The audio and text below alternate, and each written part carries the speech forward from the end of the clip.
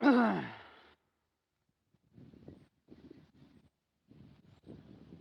everybody, thanks for tuning in for another live broadcast.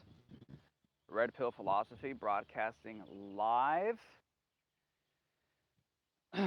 Is atheism a religion? Somebody in the chat asserts no. I think it is. And I'm going to go ahead and give you the reasons why. Why I think this. Off the cuff, I'm going to spit it out here randomly, spontaneously. Let's see if I could articulate it well. Is atheism a religion? Well, I mean, what is atheism? Well, atheism is the assertion that there's no God. Now, atheism isn't the same as agnosticism, where you're not sure if there's a God or not. You remain open-minded and skeptical because you've not seen the entire universe. So how can you be sure there is no God? The problem is that this is when atheists will say something like, well, I'm as likely to believe in a God as I am to believe in a flying spaghetti monster. You know, if the odds of a flying spaghetti monster, most people, even religious people who believe in God, will never entertain the concept of a flying spaghetti monster. So there's nothing wrong. This is what an atheist will tell you, at least some. There's nothing wrong with assuming there's no God, just like most people don't assume that there's a flying spaghetti monster out there. But the problem with that is that I think there's a big difference between the concept of a god and a flying fucking spaghetti monster. So again, what happens with some of the atheists, what they'll do is they'll say, because with an agnostic, for example, how do you know there is a God and how do you know there isn't? So you remain open-minded. You may have not seen a God directly, but you remain open-minded to the possibility that there could be a God. But atheism isn't that. Atheism is more an assertion that no, I know there is no God. Now, I'm sure there's some atheists who might say, oh yeah, if you ever show me evidence, then I'll change my mind. But there's a difference between knowing with 100% certainty that there is no God and being open-minded if evidence ever presents itself. And again, this is where the flying spaghetti monster gets thrown in there. And the atheist will tell you, why should I believe? Or why should I be open-minded to the idea of a God? That's as preposterous as being open to the idea of a flying spaghetti monster. But again, that assumes that the idea of a God is indeed as preposterous as the idea of a flying spaghetti monster. And I'm sorry, guys, but I don't think the notion of a God or a creator or some type of thing that is outside the realm of time, space, and causality may have created our reality. And I'm not making a Christian argument. I'm not making some Islamic art. I'm not making any mainstream religious argument. I'm not talking about Jesus. I'm not talking about any of the conventional religion gods. You can go simulation theory with this crap. You can say that it was a computer programmer who created our reality. I'm not trying to make an argument for Christianity or any religion here. I don't know, the idea that there might have been a creator for this reality of ours doesn't seem as preposterous as a flying spaghetti monster. It seems to me that when you sit and you look around at this thing called life, you naturally want to ask why and where did it all come from? And some might say that that's a delusional question, or it's a fault of the way the human brain thinks, but I don't think so. I mean, causality, what came before cause and effect, is something that, whether you're a scientist or an atheist or the average person, it's something that we tend to look for. We tend to look for causal patterns, the cause and effect, what came before to bring us to where we are now. In fact, that's a lot of what man has been built on for the last few hundred years. Mainstream science has been built on causal, mechanistic relationships between things. That's why the Big Bang is such a preposterous theory. It's funny, the flying spaghetti monster. Why should I be open-minded to the possibility of a God? That's as preposterous as being open-minded to the possibility of a flying spaghetti monster. Hence, it's totally sensible to be an atheist as opposed to being an open-minded yet skeptical who doesn't know that there's no God, but understands that there could be one. Right outside our galaxy here, in another dimension. Who the fuck knows? So you want to talk about preposterous? Well, you know what else is pretty preposterous? The Big Bang.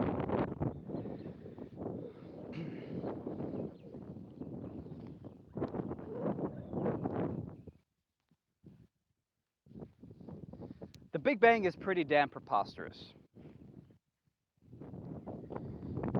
And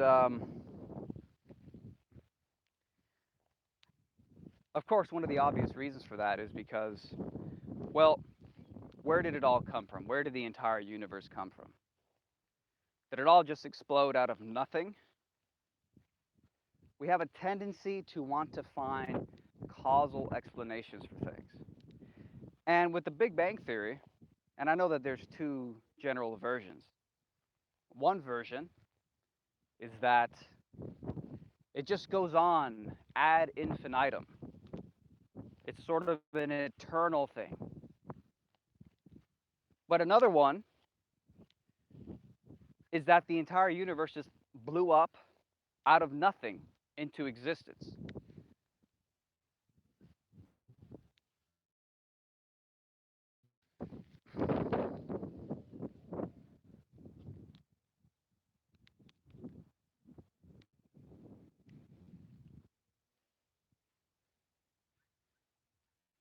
Check this out.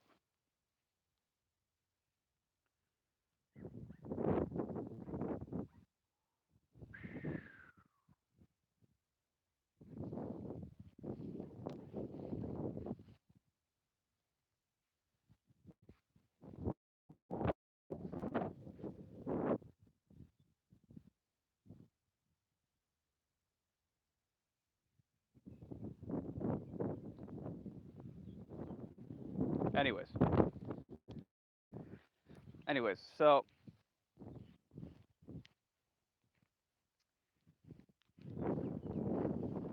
yeah, I think it's pretty normal. I think it's pretty normal for people to ask themselves why or where did we come from, and I don't think it's that preposterous for people to base face with this massive mystery called reality. I don't think it's as preposterous as a flounder to wonder if this reality was created.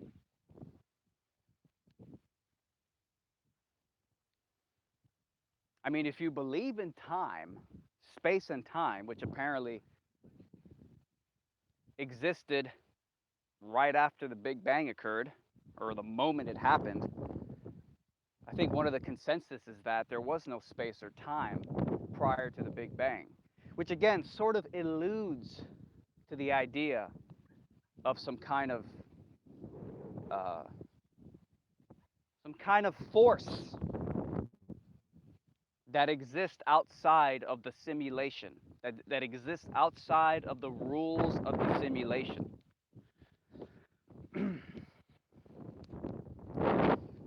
something that is causeless, something that is timeless. Who pushed the on button in this simulation? Who pushed the on button?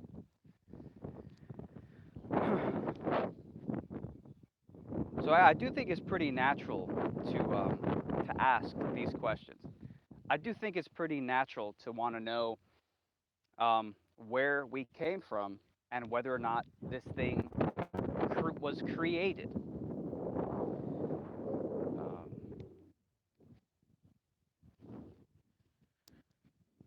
you know, I think faced with a few interesting anomalies that science has yet to explain, and you might say, "Oh, but we'll figure it out someday." There's a reason it's called the hard problem of consciousness. It's called the hard problem of consciousness because there seems to be this unpassable bridge between physical matter and subjective experience. So you have this weird anomaly called consciousness, which for all intents and purposes might as well just be called the soul. An immaterial subjectivity inside your body through which you experience the empirical, physical, objective reality. Um,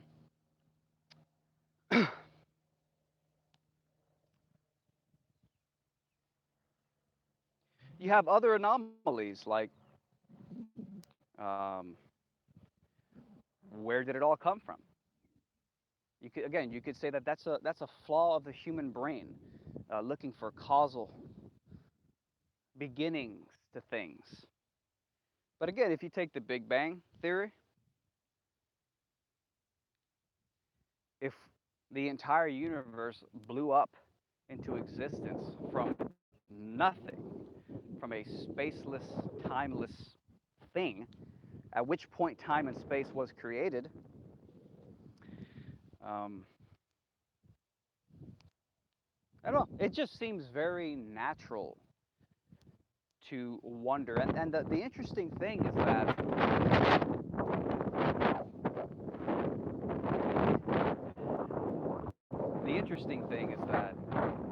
this concept of of something that exists outside the bounds of space and time, something that exists above and beyond the rule set of space and time,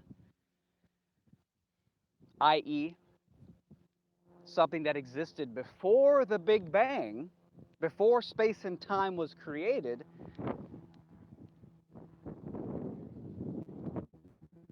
What would you call something that exists before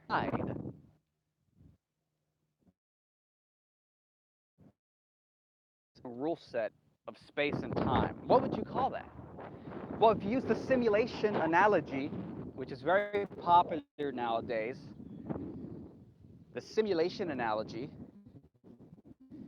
the Matrix timeless, if it's true, the simulation analogy, which Elon Musk has talked about, and he thinks the odds are insanely high that our reality is a simulation. Well, if you use the simulation analogy, what do you call something that exists outside the rule set of a simulation and that pressed the on button to start the simulation, but isn't trapped inside the simulation? It's simply created the simulation and exists outside of it and was there to push the on button. What would you call that? Well, you would call that a programmer in the simulation analogy. You would call that a programmer. Of course, you'd only call it a programmer if you were standing outside the simulation right next to the programmer and you're looking down at the computer screen and you're like, "Hey, programmer, that's one fantastic simulation you've created there. I can see there on the computer screen. That is one hell of a simulation. Good work, man. It must have taken you lots of hours."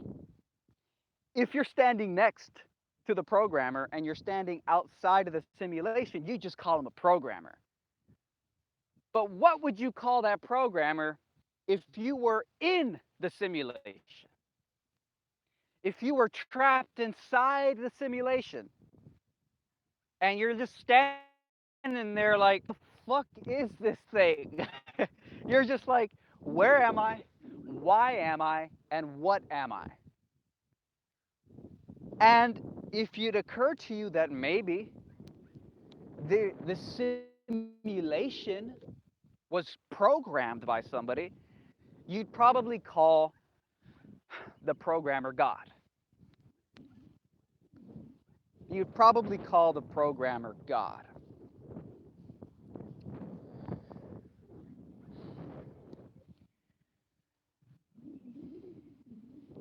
That doesn't seem very outlandish to me. That doesn't seem like a lapse in reasoning would lead you to wonder if there's a programmer for your reality.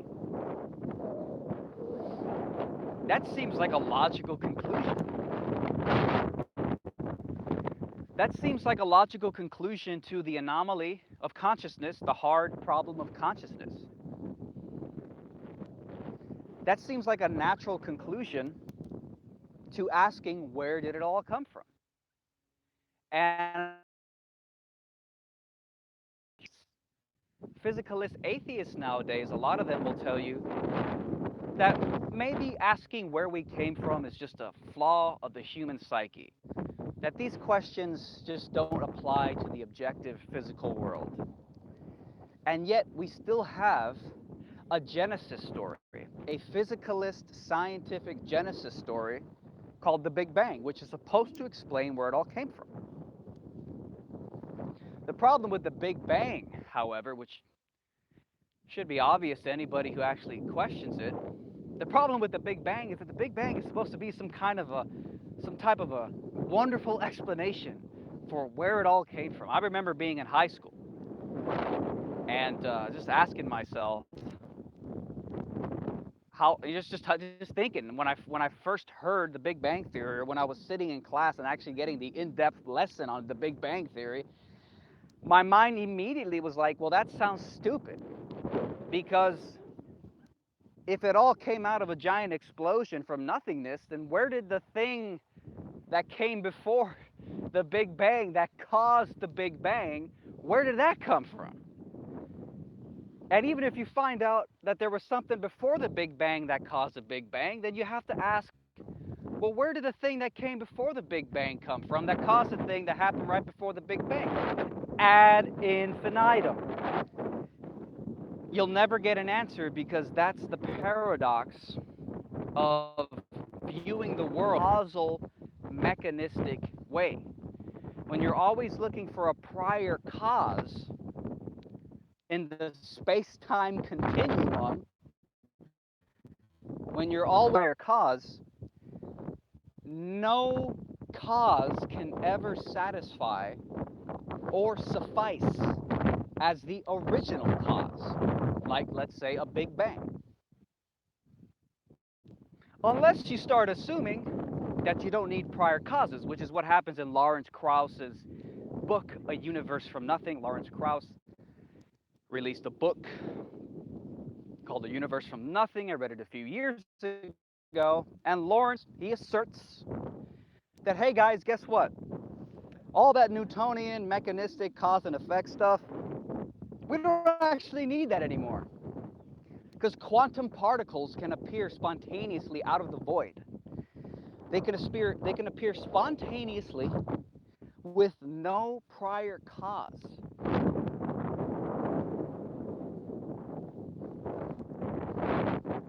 Spontaneously with no prior cause.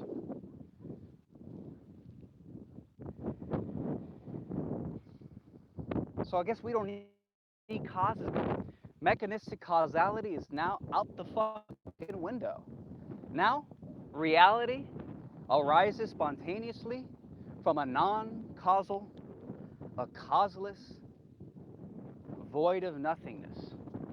This is mainstream atheist Lawrence Krauss, which, hey, I don't even deny that that can be true. It might be true. But I do find it a little interesting how where mainstream science, physicalism, atheism, the whole trio was always so opposite causality. And now we don't even need it anymore, which to me, that sounds like a miracle. That sounds like magic. That sounds like pulling a rabbit out of the hat. But the actual magic version of pulling a rabbit out of a hat. Because this time,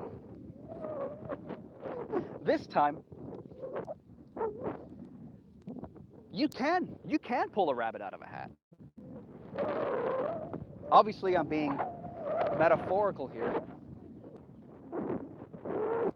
But man, if ever there was a definition of magic or supernatural or paranormal, I'd say it'd have to be the notion that particles in the universe that make up our universe pop into existence spontaneously without a prior cause.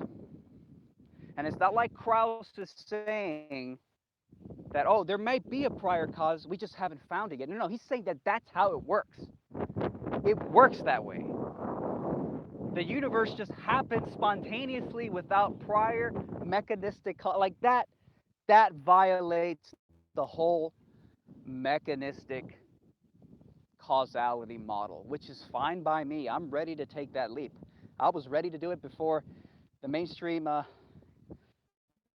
physicalists came asserted that it's a-okay, don't worry about it. I was always ready for that.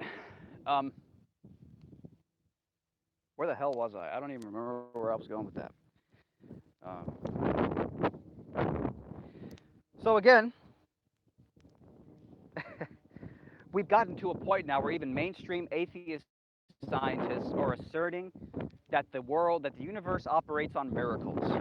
And I know some of the atheists get triggered when I use the word miracles, but as far as I'm concerned, what Krauss, what he pushes in his book, A Universe from Nothing, as far as I'm concerned, that's a miracle.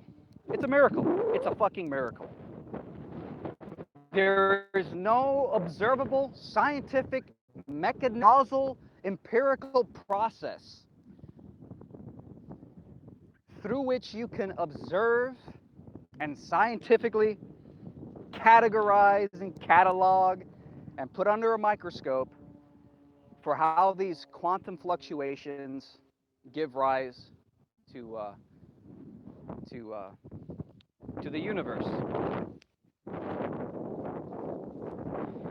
I mean, that's hocus pocus. That's hocus pocus right there. That's hocus pocus because that's an admission that you can never actually scientifically understand the process, which I guess is a convenient way to try to say, well, there's nothing fishy here because there's nothing to see. Well, guess what? That's the point. The fact that there's nothing to see is the fishy, is the reason that it's spectacular. So I guess going back to the Big Bang,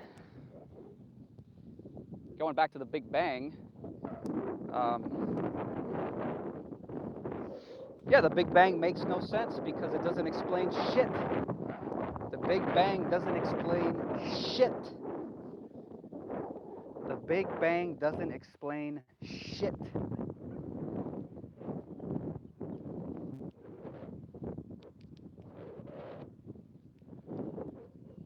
So again, the whole premise, the whole jump-off point of this video is atheism a religion? I would have to say it absolutely is a religion. Atheism is a religion. And the reason is because I think the truly scientific and skeptical stance on God is agnosticism. You may have not seen direct evidence of God, but man, would it be arrogant and close-minded for you, just a little speck on a pale blue dot, to quote Carl Sagan, wouldn't it be arrogant to assume that little old you, a speck on a pale pale blue dot in a vast universe, it'd be pretty arrogant to assume that you know whether or not a God exists. To say with certainty that there is no God, to say with certainty that you know there is no God, versus that agnostic who says, I don't know. So it's I know versus I don't know. This is where the typical atheist will tell you, well, believing that there could be a God is as preposterous as believing there could be a flying spaghetti monster. And again, to recap, I would say that that is not a good comparison, because a flying spaghetti monster, I would say, is a lot more preposterous than the concept of a God. And again, the reason we go back to why just even the average person might think there could be a God, there's a lot of rational reasons to think there could be a God. Maybe not the Christian God or any other mainstream religion, but call it a programmer, a creator. I don't give a fuck what you call it. A force that existed outside of this space-time simulation. Number one reason why you might think that there's a God, or that you might think that there's some type of force or entity that exists outside the rules of this seemingly physical simulation. One reason is the hard problem of consciousness, which in my mind, if anything, consciousness, if you're going to take the simulation analogy, consciousness is probably a leftover imprint of the programmer. And it might not be a deliberate imprint, because you'd think that there would be a way for avatars in the simulation to escape the simulation, right? You'd think there'd be some way out of here. Maybe at the edge of the universe. But if our reality really is just a simulation on a computer hard drive in some programmer's basement, you would think there might be a way for us to get out of here. There might be a way for us, like Agent Smith in the Matrix wants to get out of the Matrix. He hates the stinking smell of humanity. He hates the way humans smell. He desperately wants to get out. You would think that there's a way to get out. Maybe there isn't. I've never seen Master Chief from Halo jump out of the Xbox and start shooting you down in your fucking bedroom while you're playing. I've never seen an AI character in a video game jump out of the fucking Xbox or PS4 and start shooting shit. Never seen it happen. I don't think it's ever has happened. Maybe there is no way out of the simulation. But if there's one clue that you are in a simulation, if there's one clue that there could be something beyond the simulation, outside the rule set of space and time, you'd think the programmer, deliberately or otherwise, would have left at least a subtle imprint in the simulation of the programmer's existence. And some might say the programmer, maybe the programmer, at the North Pole, there's a giant fucking steel fucking obelisk. And inscribed on the obelisk is, you were all programmed by me. I am a video game programmer. I created your Earth. I created your universe on my computer hard drive. And this giant obelisk at the North Pole is invincible. You can throw an atomic bomb at it. And the programmer programmed this obelisk to never be able to take any damage. That might be a very over the top and very obvious way that a could let you know if you're inside the simulation, could let you know that your reality was created by a God. But what if the programmer decided he wanted to fucking torture? What if the programmer says he wants to fucking give us all existential anxiety and keep us up at night without giving us any clear evidence that there's a God, that there's a programmer who programmed us? So we all wander around reality totally perplexed as to what the hell this is. We have no giant obelisk at the North Pole inscribed on it, which tells us that we were created. Could it be that even if the programmer of the simulation didn't overtly try to tell us that we were all created by the programmer, could it be that in the very act of programming, to the programmer programming a simulation, just the very process alone leaves a sort of intuitive imprint in the simulation that we were created by a programmer? Maybe that's what the soul is. Maybe that's what consciousness is. Again, we go back to the hard problem of consciousness. How do you bridge the gap between an apparently solid physical reality and this seemingly immaterial subjectivity we call consciousness? The hard problem of consciousness. Well, maybe that's what consciousness is. And maybe that's why it's a hard problem, as mainstream philosophers talk about. Maybe consciousness is a hard problem because maybe consciousness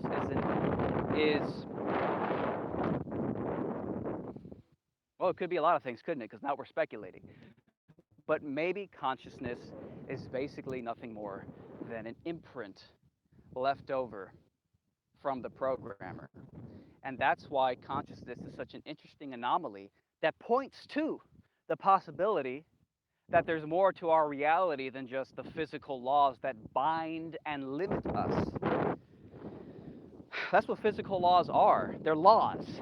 Whether it's laws created by a government that dictates the limitations on your existence, or it's laws created by a programmer that dictates the limitations on your existence.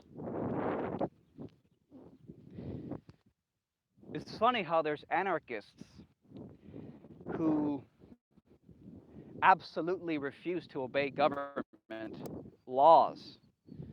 But are there anarchists that absolutely refuse to obey the laws of the simulation? I guess that's what Neo and Morpheus and Trinity were in the movie The Matrix.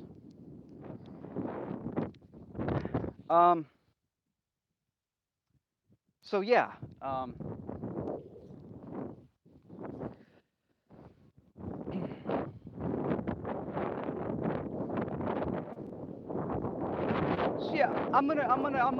gonna say that I think atheism is definitely a religion, and I'm gonna here. I would say that atheism is a religion, and it's a religion because it believes something without really knowing if it's truly 100% proven, as compared to, let's say, an agnostic, who instead of die-heartedly asserting that there is no God, an agnostic will at least say, well, I don't know why. So if I don't know everything, how could I know there's no God?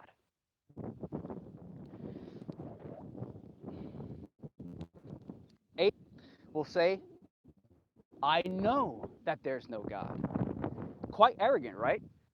Quite arrogant that a speck of matter on a speck of a pale blue dot in a vast, empty universe. Not even empty, it's full of a bunch of other galaxies and shit. So arrogant to assert that. And then, of course, Atheists will say, well, yeah, I mean, why should I be open-minded to the possibility of a God when that's just as preposterous as being open-minded to the possibility of any monster? And again, that's insanely foolish.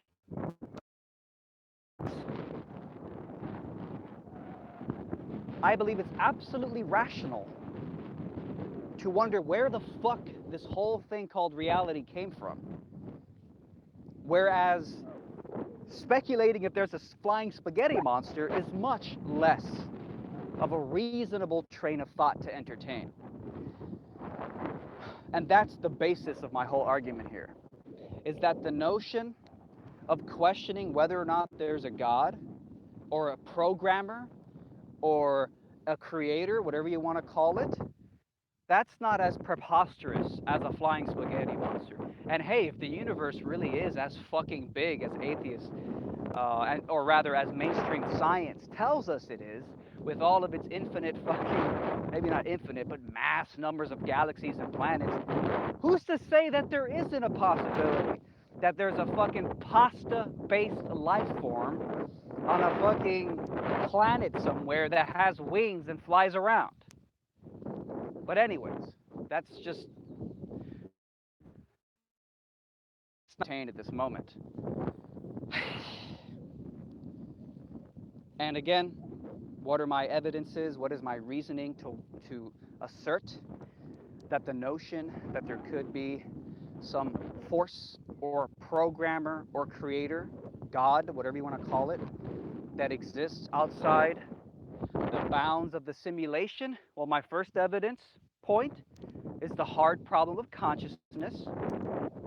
I do wonder why there is this apparently subjective, apparently immaterial thing called consciousness, which isn't a thing, it's what allows us to experience things.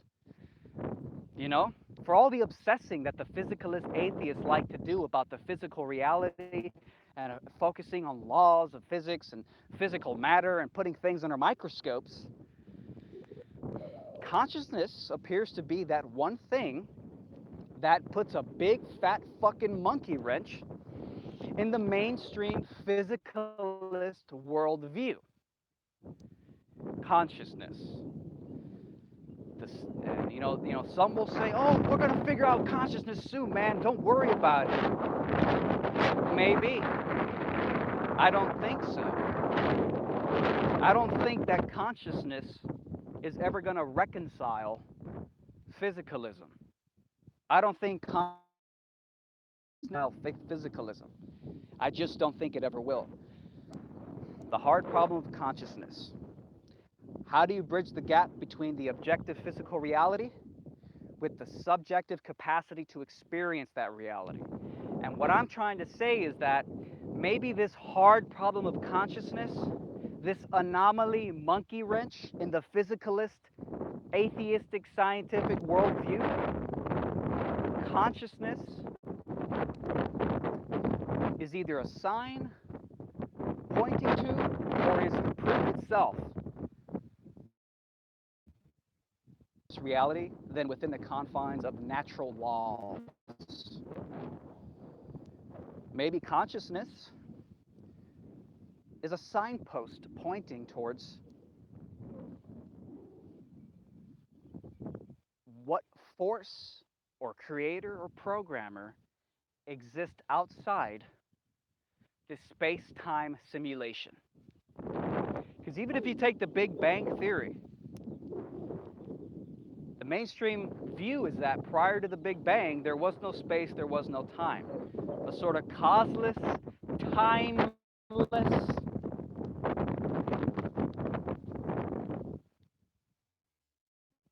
nothingness. But that makes no sense, because how does nothingness create the whole universe?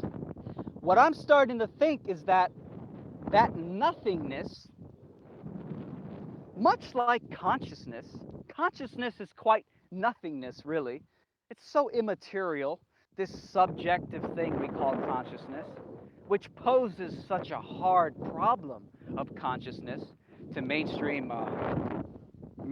thinkers, I'm starting to think that nothingness or the seeming nothingness of immaterial consciousness, I'm starting to think that these are all just signposts, leftover remnants in the simulation, pointing and hinting towards a predecessor force, programmer, creator, God, whatever you want to call it, that pushed the fucking on button.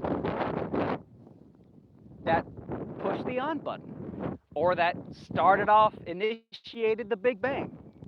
And it looks like nothing from the perspective of the avatars in the simulation, because we're not programmed to see that. So it looks like nothingness. It makes no sense. It's beyond comprehension.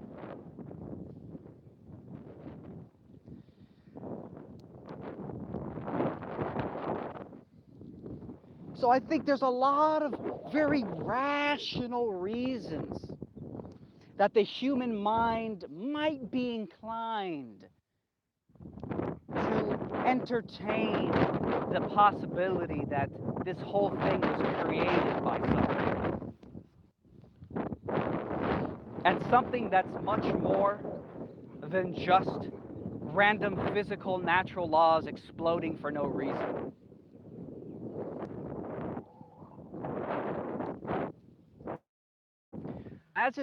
Imagine that.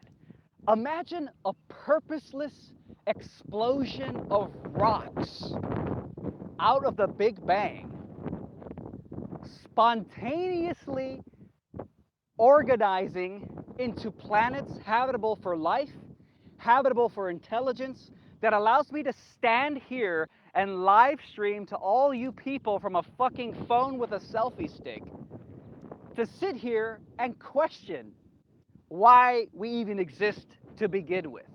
Wow! Wow! What an incredible purposeless explosion that was. What are the odds that a massive dynamite explosion of purposeless particles... Yeah, okay. Okay, religion.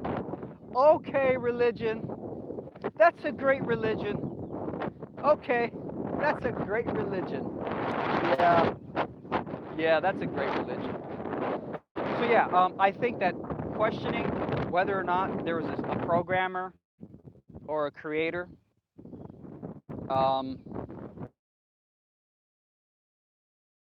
something that created this apparent physical reality, that's a lot more reasonable than a flying spaghetti monster. So that is a straw man, fallacious type of, not a straw man, but it's a very just fallacious comparison. And for that reason, I would say that, yeah, because of that, atheism is absolutely a religion. Now, if atheists all became agnostics and just remained open-minded and skeptical and just said, I don't know, there could be one, there could not be one. But the moment you start knowing that there's no creator, that there's no program, the moment you start knowing it, now you're a religion. Now you've put all your faith into this belief system, this assumption.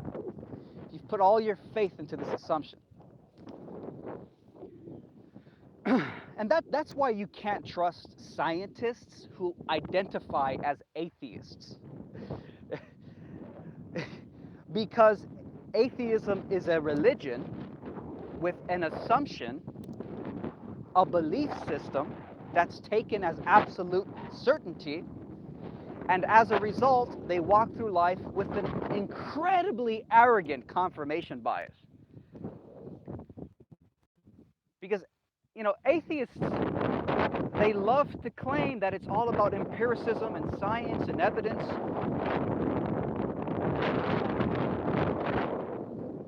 But if you walk around with that and you claim that it's all about this science, it's all about the empirical evidence, and none of my conclusions stem from any faulty reasoning on my part. Well, if you do that, then it's a big fat assumption, and any evidence, any evidence that comes your way that might imply that there's a creator or a programmer, you're going to reject it because you know it's absurd. The notion of a God is just as crazy as the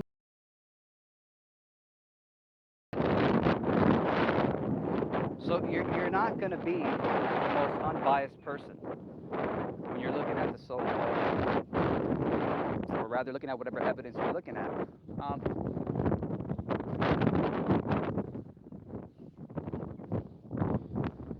So yeah, atheism is a religion that claims to be opposed to religions, and that it's just bent on exposing religions. But it is a religion. It is a religion. You know, you're a speck of matter on a pale blue dot in a gigantic fucking universe. But you know that there's no inexplicable original force or programmer that pressed the cosmic on button to get the simulation running, to get the laws of the simulation, the rule set of the simulation running.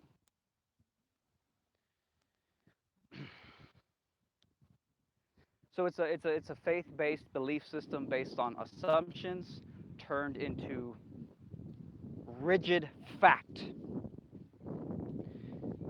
And hey, if there's some atheists who say that, oh yeah, but I'm open to the possibility of a God. Well, doesn't that just make you agnostic? Doesn't that just make you like in the middle? No, atheism is a die-hard assertion that there is no God, that there is no programmer, there is no intelligence that programmed it. All right. Now, I'm going to jump into the chat, and maybe we have some atheists in the chat who would like to discuss it.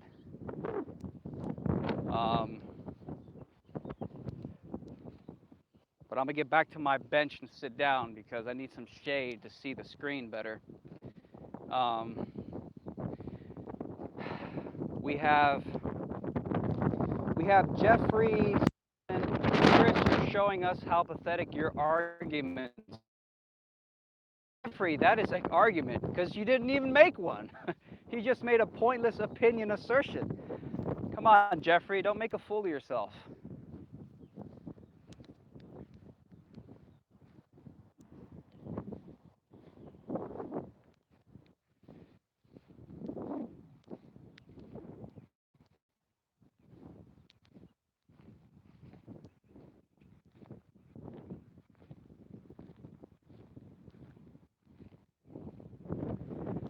Raphael says, atheist reaction against many woes.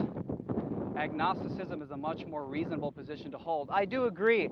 Atheism it's more a reaction to religion than anything else. Um, and I know if you're an atheist and you're like, oh my God, Chris, what are you, a Christian or something? No, I never said that. So put down the knee-jerk reaction to think that anybody who criticizes atheism must be a redneck Christian. I don't identify with any of the religions. But yeah, I do think that atheism a lot of times is more about debunking religion than it is about finding ultimate truth. The agenda with atheism, what I've noticed is a lot of time it's more about debunking religious claims than it is about finding ultimate truth. I think that's why the atheism movement, whatever you want to call it, has become so dull over the last few years, because they've effectively, and I'm more than glad to say that they very efficiently debunked and refuted a lot of silly, fallacious religious bullshit. I mean, I read Sam Harris's books when I was in high school. I read The End of Faith, my favorite book back then. I mean, I'm all in it. Expose fallacious thinking. But man, I think I think atheists, you know, they slaughtered a lot of proponents of various religions, and they totally dominated. But now atheism is so boring a topic because I think that their goal isn't ultimate truth. Their goal is just to refute religious bullshit, and they've done a very good job of that. So now it's just like, what do we? Well, there's nothing else to do now. So that's why you have to go to other places. You have to go to more open-minded places. You have to start wondering if the universe is a simulation that was programmed. You have to start, talking to Elon Musk. You have to start having crazy conversations because you're not going to find it a lot of times in atheists who are just more focused on being anti-religion than pro-ultimate truth. Obviously generalizing a little bit here. Let's see if Jeffrey responded. What have I said that doesn't make sense, Chris? Let's see. Just see, Jeffrey. I'm just looking for. I'm just looking for your actual. Uh, let's see if you ever said anything reasonable, rational, or you're just like Christians debate like children, says Jeffrey. I think Jeffrey's an atheist and he's butthurt. He doesn't understand that. Hey, I like atheists to a point, but like they're just here to debunk religion, and it gets boring after a while. Look, I don't think Jeffrey ever said, I'm scrolling back here, I don't think Jeffrey ever said anything else. Jeffrey, the reason that your original yeah, here you go. Here's Jeffrey's original comment. He says, Chris, you're showing us how pathetic your arguments are. And I said, Jeffrey, you're making a pointless assertion that isn't an argument. You get it? You get it? Like, if you're going to accuse me of making bad arguments, don't come in here and provide literally no argument. Show me what the problem is. And if you can't do it, then what are you doing?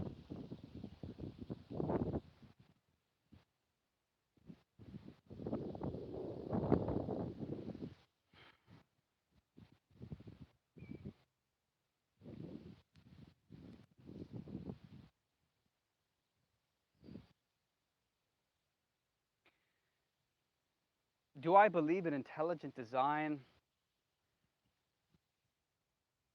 I don't know, to be honest. Um, I believe that humans are capable of intelligent design. uh, do any atheists deny that? I do think it's a little bizarre that, oh, how could you believe in intelligent design? That's so stupid and preposterous. Flying spaghetti monster, though. And yet,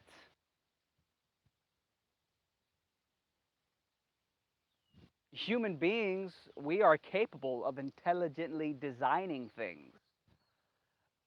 Yet apparently we just came from dead space rocks blowing up out of a void called the Big Bang, and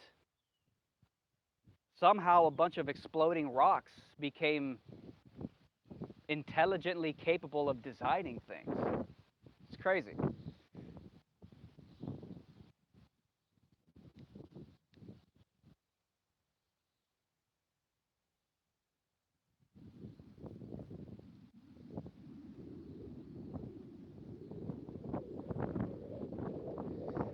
Chris Cross says not believing in aliens doesn't make you an atheist, nor can it stop you from creating a religion founded on that assumption.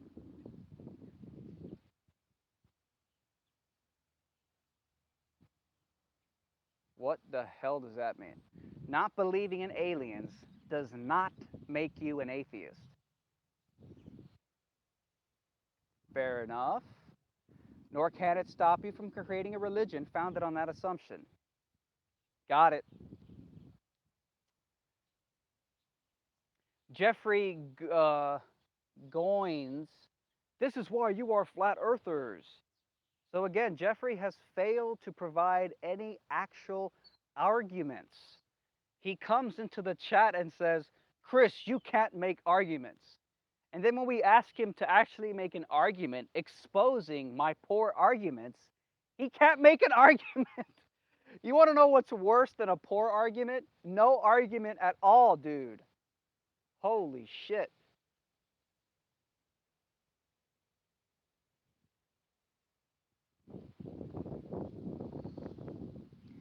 Here we have some silly person, Ascendes, saying a religion is defined by the practice of rituals and or rites. What rites do atheists practice? None. Really? Is that the definition of a religion? Well, what I'm talking about here when I say religion is a belief system that you believe in, even though it's technically not true. Either totally not true or it has some faulty assumptions that are not true. That's what I'm talking about here. I'm not talking about your nitpick definition of a religion being something that has rituals and rites. I'm talking about a belief system, a flawed, an untrue belief system. And by the way, I mean,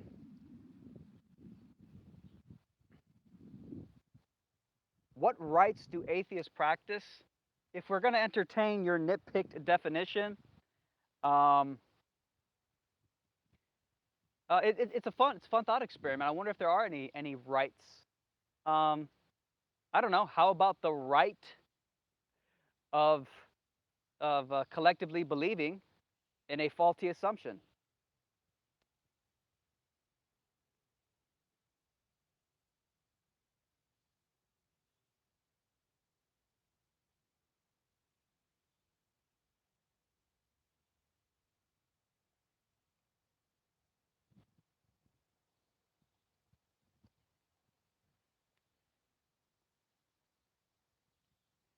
A man called Jim says atheists believe in provable facts. Well, that's cute and all, but they also assert that there is no God. And that's in opposed to agnostics who say there could be, there could not be. How could I know? I'm just a speck on a pale blue dot in a gigantic fucking universe. So atheists might be all for provable facts, but to assert that you 100% know that there is no God, that's an assumption turned into fact in their minds. That's a belief system. And then you're going to say, oh, but the flying spaghetti monster.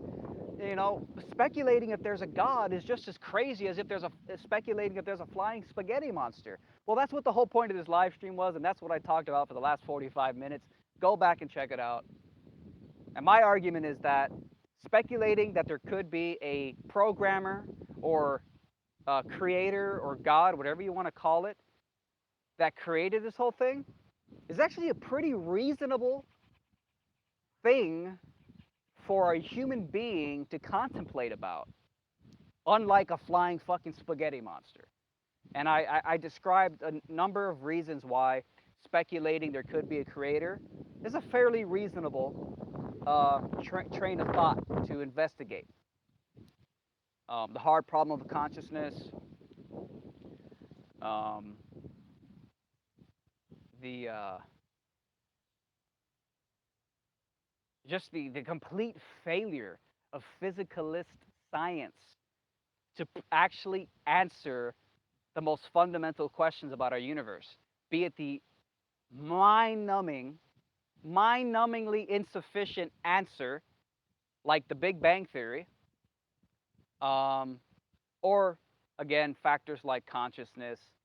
Um, we also have Lawrence Krauss's quantum fluctuations thing that he talks about in his book, A Universe from Nothing, where apparently the universe can pop up into existence out of nothing without a prior cause.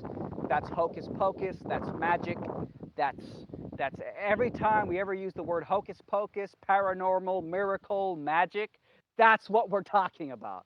We're talking about things that do not have a mechanistic, observable, causal process that can be scientifically scrutinized. Yet now apparently that's just mainstream. Like, oh yeah, it's mainstream science now. Yeah, don't worry. Hey, nothing to see here, guys. The universe has no causes. It just pops up. Literally, it literally just manifests from thin air, like pulling a rabbit out of your hat. Except this time, the magic trick isn't a trick. It's actual magic. You actually are pulling it out of the hat from thin air. There is no compartment in the hat that the rabbit is hiding in. No, not now. You're just pulling it out.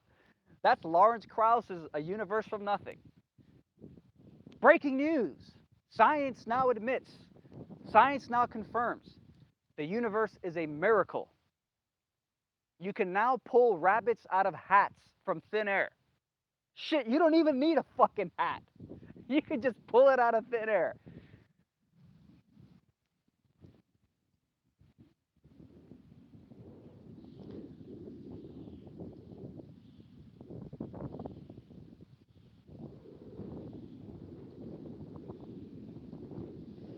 We got DJ Jenky saying, funny, all of modern science got there without God. Even the cell phone you're live on.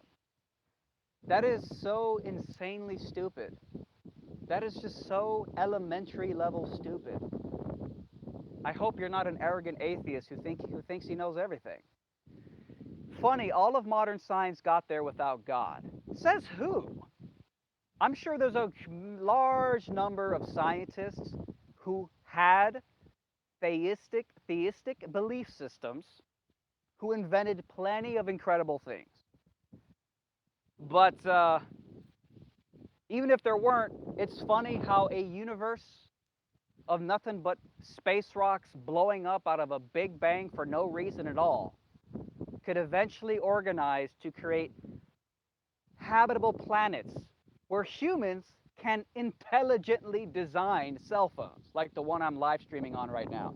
I mean, it's absolutely fallacious to that's like me saying all dictators, all mass murdering dictators were atheists. So atheists must lead to mass murderers. It's just a shockingly fallacious and silly argument. It's not even an argument, it's just fallacious and stupid. But again, I'm sure there's plenty of people. They may not call themselves Christian, they may have not called themselves Muslims, or they may have not identified with any mainstream religion, but I'm sure there's plenty of people who've pioneered and invented technology that had theistic belief systems. They didn't just walk around with their minds capable of intelligent design and assume that there is an intelligent design on a much larger scale, maybe a programmer for the simulation that pressed the on button for this physical reality. No, we're just space rocks, man. We're just space rocks that started building cell phones and cars and skyscrapers and philosophy and literature and movies. And we're just space rocks that have this bizarre, hard problem of consciousness that can feel and be passionate and be inspired. Sure, man. That's funny.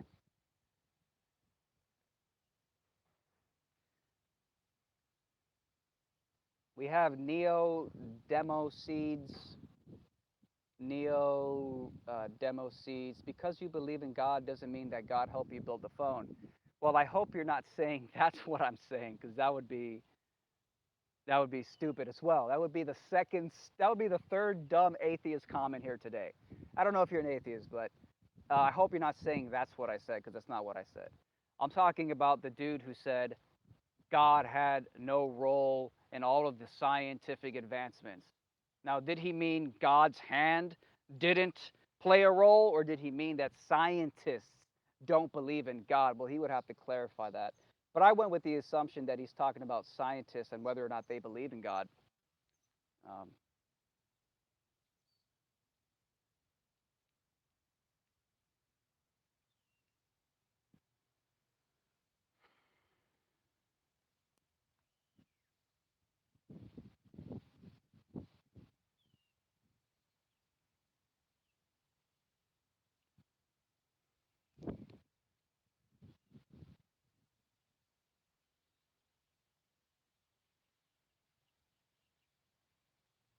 No, I'm not a devout Christian. I mean, no.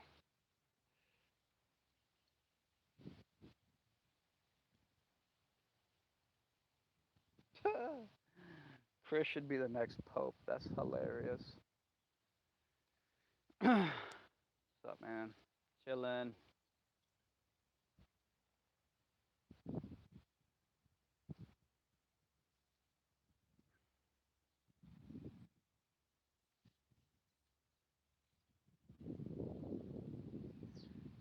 Ascendeus says, so do people believe that the hundreds of billions of people that ever lived and continue their existence in massive unseen realms, heaven and hell? I mean, I'm not here to talk on behalf of other people and what they believe. I'm just talking about what I believe. I'm not sure if there's a heaven or a hell. I have no idea.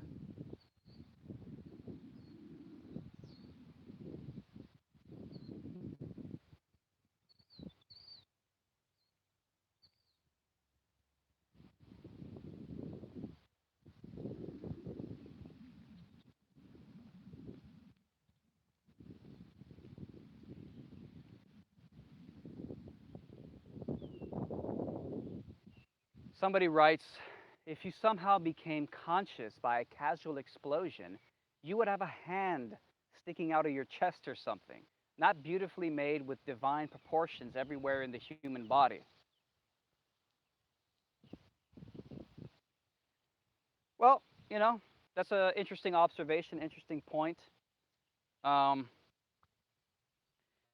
Again, I do wonder why a gigantic explosion of space rocks with no purpose eventually formed into these wonderful little habitable planets. Well, at least one habitable planet that we know of, where I can sit here and a bunch of human beings can start intelligently designing cell phones and live streaming and internet and fucking chairs and sidewalks and parks and all this fucking shit that you see everywhere. I just think that's a big fucking leap to take. That's a big leap to take. And my only question is why are atheists so committed to shutting out that possibility? Shutting out that line of thinking as just as absurd as a flying spaghetti monster. That's just as absurd. Why? Why are you so committed to shutting out thinking about where it all came from?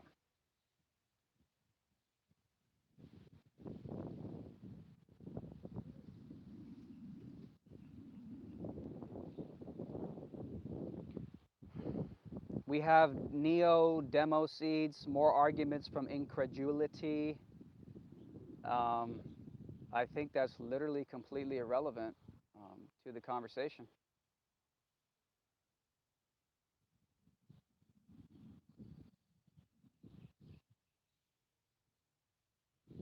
I'm talking about agnosticism versus atheism, and I'm talking about whether or not it's a belief system to say that you know there is no God versus saying I do not know. And I'm going to say that saying you know there is no God is a faith-based belief. Take it into your life as absolute fact. And that to me is crazy. And that to me is dangerous because it creates massive confirmation biases in everything you do.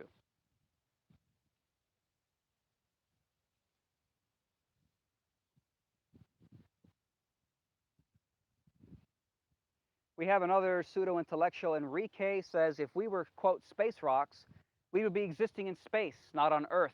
But we exist only on Earth, not in space, or man wouldn't be trying to get to space, since by your logic, we're space rocks. No, what is the Big Bang? The Big Bang was a giant explosion of matter and energy, at which point space and time was birthed, if you want to use the term birth.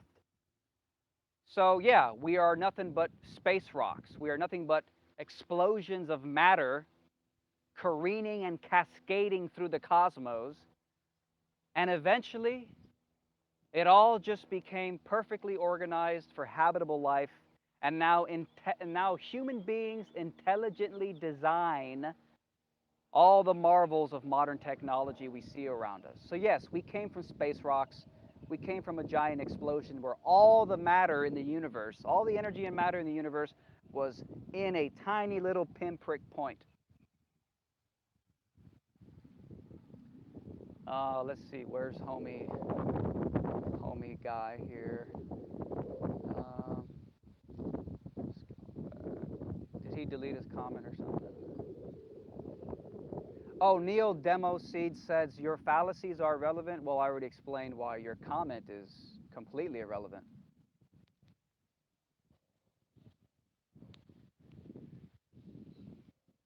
In fact, let me go back and let me double check what his original comment was, because that was a funny one.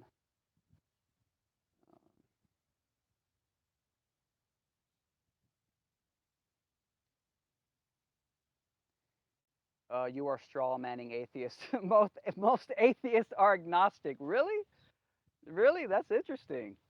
Because I thought agnostics were different than atheists. So what do you call an agnostic? What do you call an agnostic if not an atheist? Because I thought when you were not sure there could be a God, there could not be a God, I thought that's what you call an agnostic. So what do you call an agnostic if, according to you, most atheists are agnostic?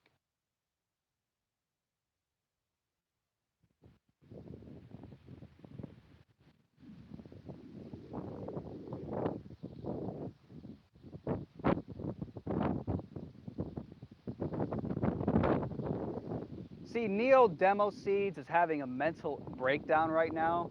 He thinks that I'm like some Christian. He, he's like, why do humans have too many teeth and not enough mouth? Is that divine? See, you're thinking I'm some type of Christian who thinks Jesus created us in his loving embrace so that life could be perfect on earth. No, I don't believe that. I believe that if I walk out into the woods, a fucking alligator is going to chomp my leg off and kill me. It's fucking horrifying. I don't believe in some type of divine perfect universe. So you want to talk about fallacious arguments? Let's talk about your silly straw manning. But again, that's the problem with some atheists, is that because their main agenda is to be anti-religion, they can't see and think straight. Their main point is anti-religion, so they see hillbilly Christian rednecks where none exists. They're hallucinating. Jeffrey, who has failed to originally state from his original chat, is all up in the chat now, and he's saying yes, atheists are agnostics. You just changed the definition. No rational person could say they know there is a God. What is wrong with that statement? Okay, well, let's cut out the last half of your sentence. Let's focus on your claim of what the definition of an agnostic is. Yes, atheists are agnostics. Really?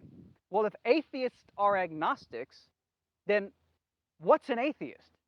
And couldn't atheists just call themselves agnostics? Am I confused here? I always thought that an agnostic was somebody who said there could be a God, but there could not be a God.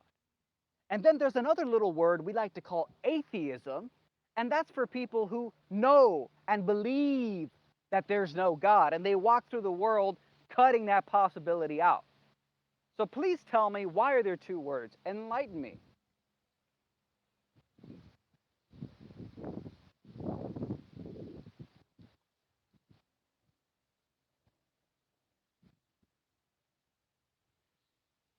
Right, exactly. We got John Loves in the chat. He says atheism is not a lack of belief. Atheism is a total belief that there is no God. Sounds like we're on the right track there.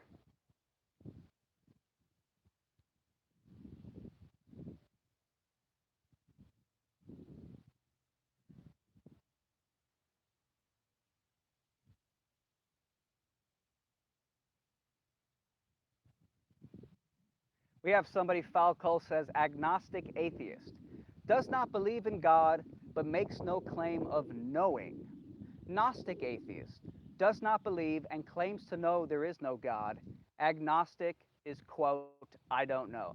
So you're telling me that an agnostic, just an agnostic, is somebody who says they don't know.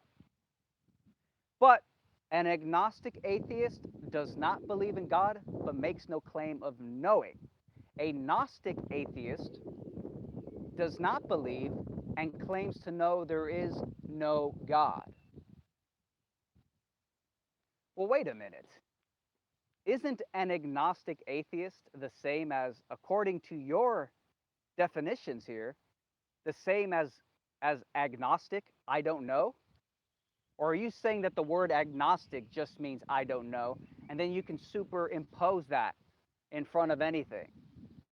So again, you're saying that an agnostic atheist is someone who does not believe in God, but makes no claim of knowing, and a Gnostic atheist does not believe in God and claims to know that there is no God.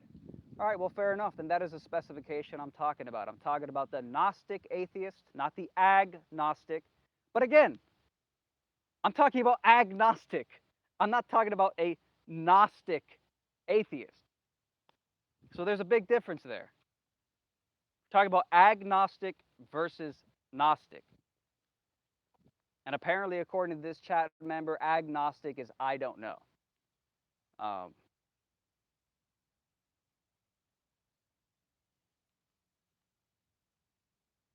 so again, um,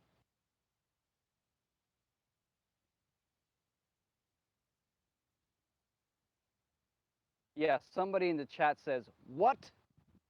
Well, I know, we're juggling 800 semantical definitions, but that's good.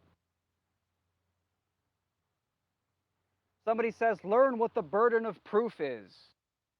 Okay. Are you talking about God and whether or not there's proof that God exists?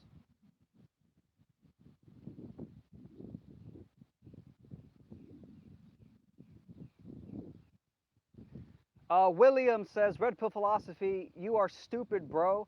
You are not defining the words. Why do we only have 15% battery? Oh well.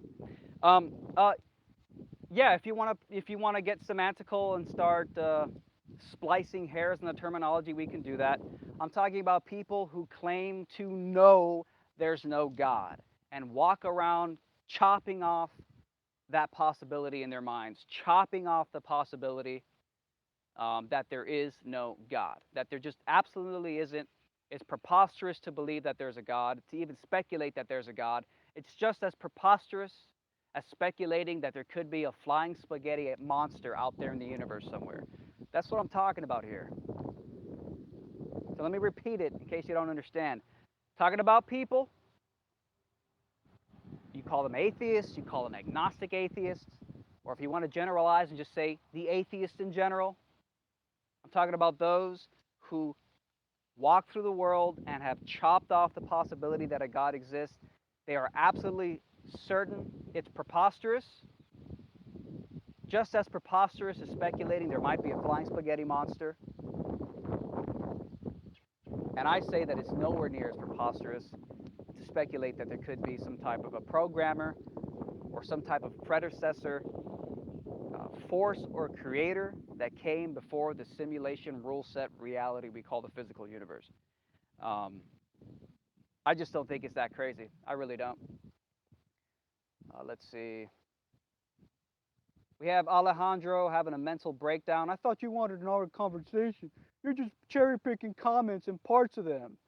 No, I just read your whole stupid comment. Someone says agnostic atheist is a contradiction. It may very well be.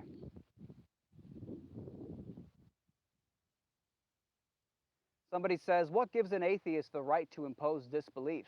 The same as what gives a believer the right to impose belief. Both come across as hypocritical and both are religious in how they go about it. Well, that is my point. My point is about open minded skepticism versus absolute certainty in your fucking assumptions, which I would call that basically just a belief system. It's just a belief system. You have to remain open minded and skeptical. Things you cannot know directly are just assumptions.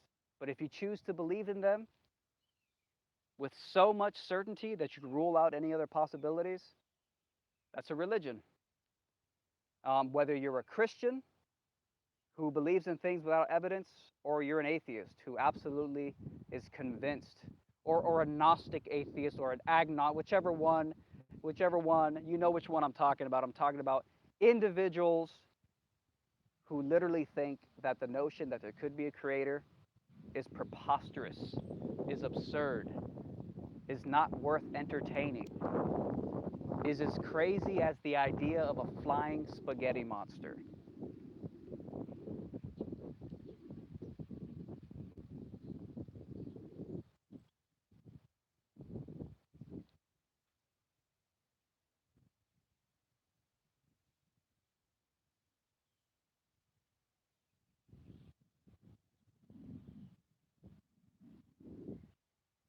Alejandro having a meltdown,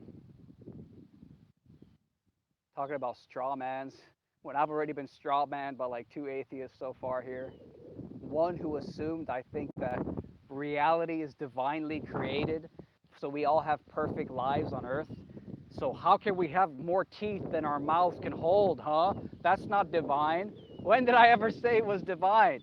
What do you think? I'm some kind of a Christian? But no, not everyone who criticizes mainstream atheism is a fucking Christian.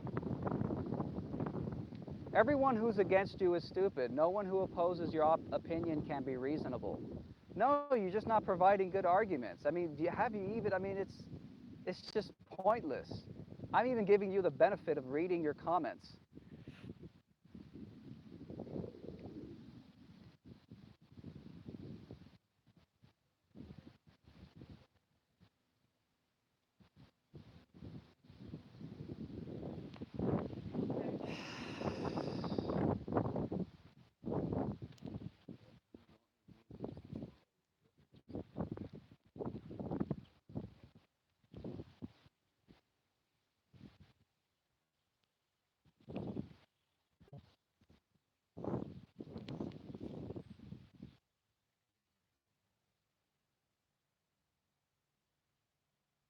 If I didn't think you were reasonable, I wouldn't be here as much as I disagree. Okay, well then, make an argument. Say something relevant to what I am saying. Don't just accuse me of ignoring half comments and nitpicking comments. I mean, go back 40 minutes where I laid out my entire argument for why I think that atheism is a religion. And no, I'm not talking about the Gnostic atheist versus the Gnostic. I'm talking about if you're an atheist and you chop off the possibility of there being a God, you think it's as preposterous as a flying spaghetti monster and there's basically no point in even thinking about it, then I think that's preposterous, way more preposterous than the flying spaghetti monster, because I think that speculating that there could be a programmer for our reality, a creator, whatever you want to call it, is actually a pretty sensible speculation for the human brain to have, for the human brain to intelligently design mental uh, and ideological constructs to explore and analyze why the fuck we exist here. And some of the reasons I already talked about in that 40-minute rant was, the hard problem of consciousness, physicalist science's inability to really rectify some of these fundamental, just just weird discoveries we're making in science that seem to go against everything we once knew, and just make the universe seem like this hocus pocus miracle magic land where things pop up out of nothing for no reason without a prior cause. And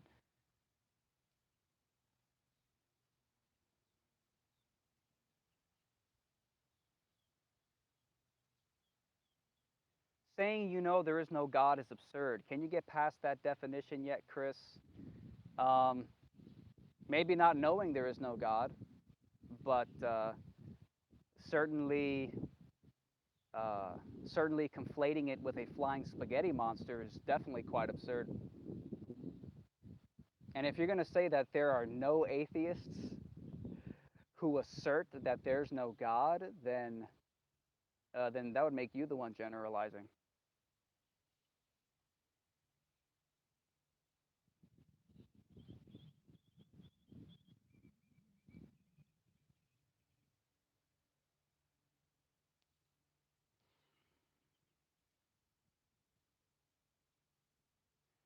I'm not accusing you. The burden of proof tells people they should assume God doesn't exist. Everything else is extra. Oh, well, then I disagree with you completely on that. I don't think the burden of proof, I, I don't think the burden of proof um, is that, here, let me read it again. The burden of proof, uh, they should assume God doesn't exist. So again, now you're saying that the burden of proof leads people to where they should assume that God does not exist. So you're saying that the evidence,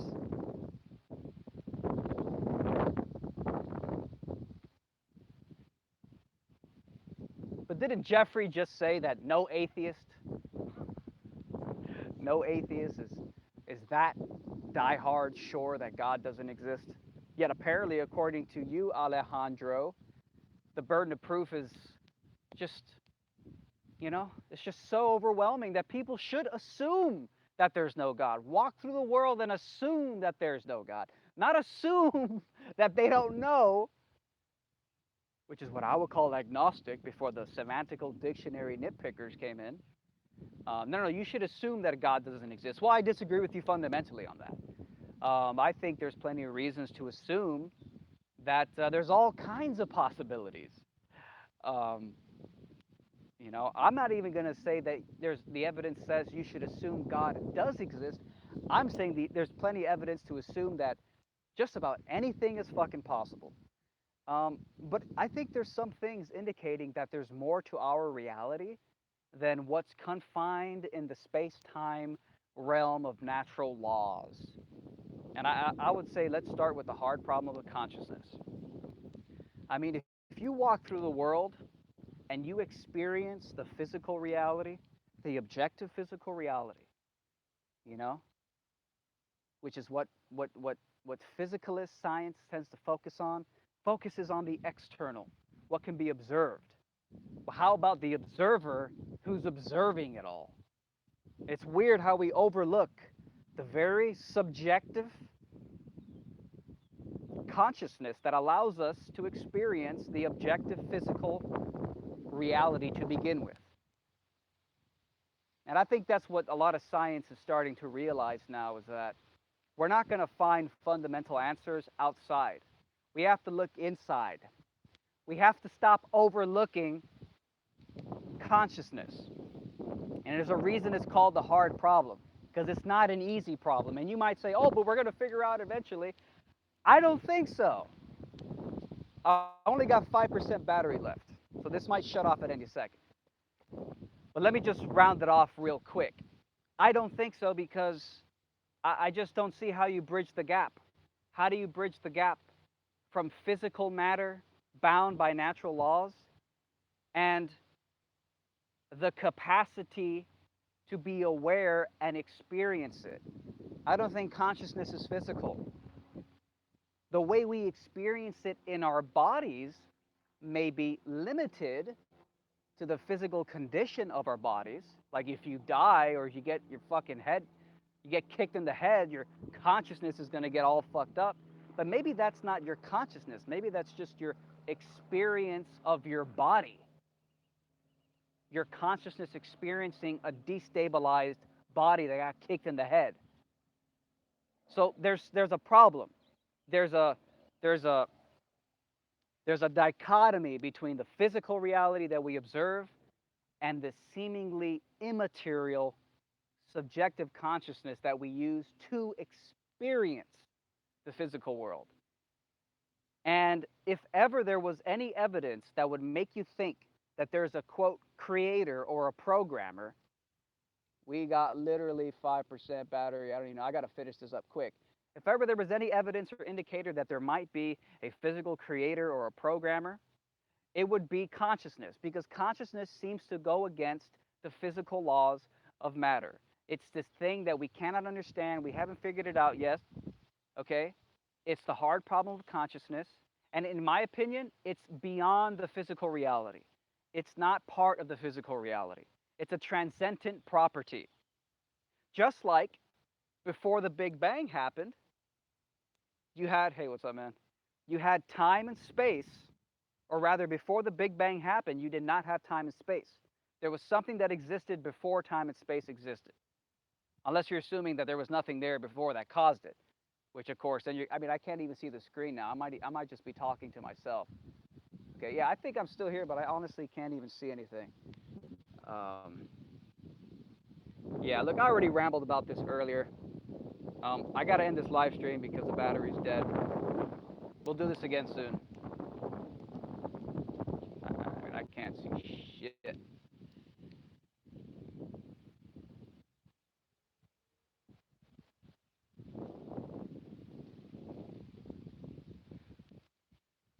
I don't even know if this. Yeah, this is. I guess it's just so fucking hot in Miami that it's just the cell phone just overheats. Yeah, I think I can see the chat scrolling, but there you go. Finally, okay. Thank you guys. Take care.